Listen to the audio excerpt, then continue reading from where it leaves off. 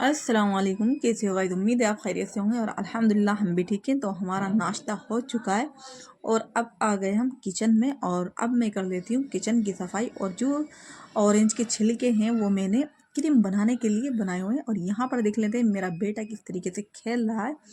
माशाल्लाह से इतना क्यूट है, अकेले अकेले भी खेलते रहते हैं। ऐसा नहीं है जैसे कि बहुत लोग बच्चे लोग ऐसे होते हैं जो मम्मा को परेशान करते हैं, लेकिन देखो जो मैंने कैमरा लगाया है तो किस तरीके से हंस रहे हैं।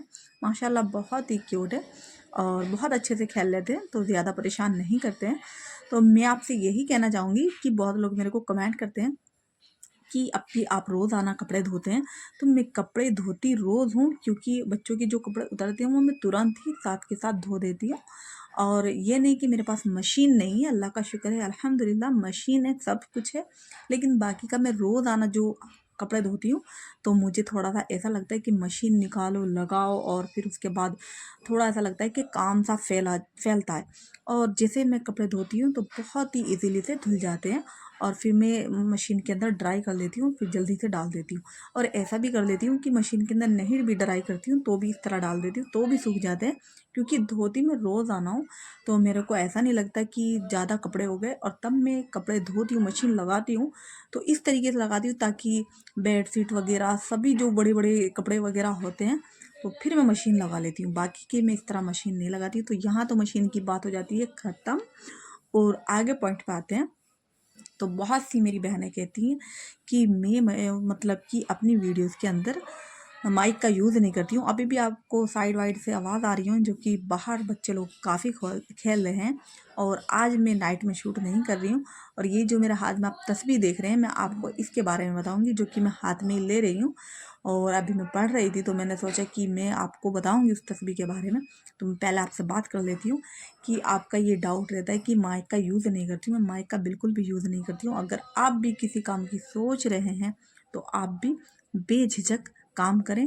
अगर आपको कोई भी जिस भी चीज़ में इंटरेस्ट है आप वही काम करें। और आप ये ना सोचें कि अगर हम मतलब कि रील्स बना रहे हैं या कि व्लॉगिंग कर रहे हैं और हमारे पास माइक नहीं है, तो माइक का होना कोई ज़रूरी नहीं है, मायने नहीं रखता। आपका वॉइस अच्छा है तो भी चलेगा। जैसे कि मैं खुद, मेरे पास माइक है लेकिन मैं माइक का यूज़ नहीं कर रही हूँ, मैं नॉर्मली वीडियोज़ बना लेती हूँ।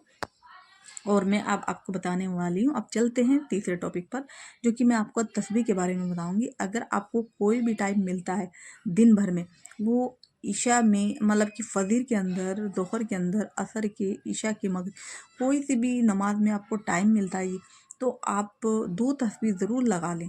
एक तो आप लगा लें कुल अल्लाहु अहद अल्लाह समद लम यलिद वलम यूलद वलम यकुल लहु कुफुवन अहद।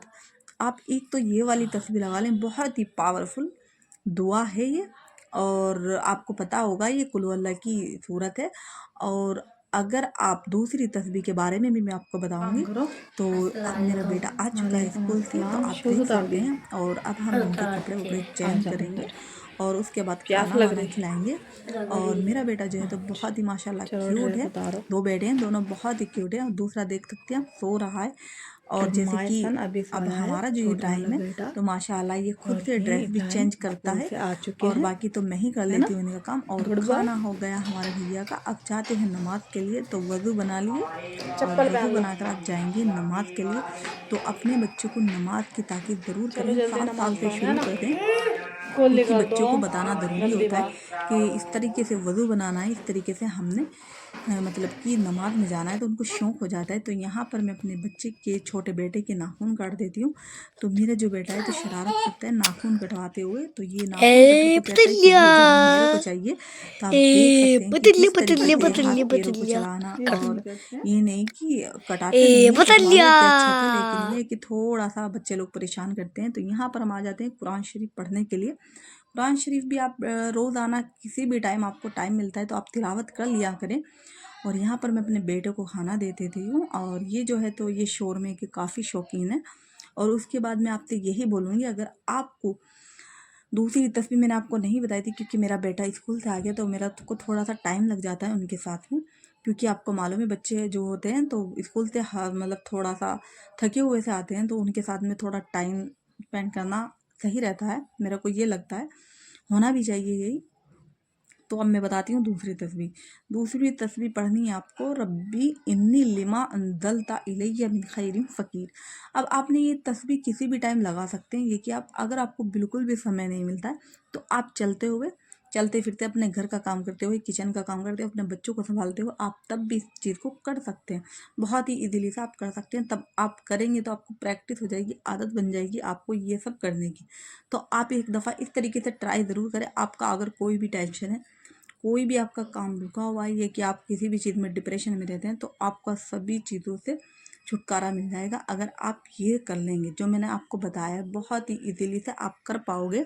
आपने ये नहीं है कि आपको अगर नहीं भी समय मिलता है तो भी आप चलते फिरते इस काम को कर लेंगे, जैसे कि मैं खुद भी करती हूँ। और एक आपने इस्तग़फ़ार का बहुत ही ज़्यादा कसरत रखनी है।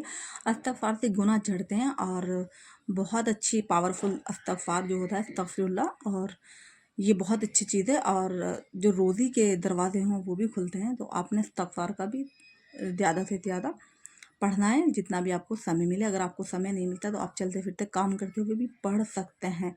तो मेरा आपको अपने व्लॉग में कोई ना कोई टिप्स देना ज़रूरी होता है, जैसे कि मैं खुद को ये मानती हूँ कि जो भी मैं करती हूँ वो आप लोगों तक जाना चाहिए, पहुँचना चाहिए, और आप भी उसको अपने रूटीन में लें तो ज़्यादा बेटर होगा। और आपकी लाइफ बहुत ही जल्दी से चेंज हो जाएगी अगर आप ये सब करेंगे। अगर आप कुछ भी सोच रहे हैं तो इंशाल्लाह ताला आपका वो काम हो जाएगा। अगर हाँ आप जी, आज अपनी का व्लॉग करती हूँ मैं यहीं पर एंड। तो मैंने आपको जो भी टिप्स दिया आप उसको फॉलो करें और मिलते हैं अगले वीडियो के साथ। तब तक के लिए बाय, अल्लाह हाफिज़।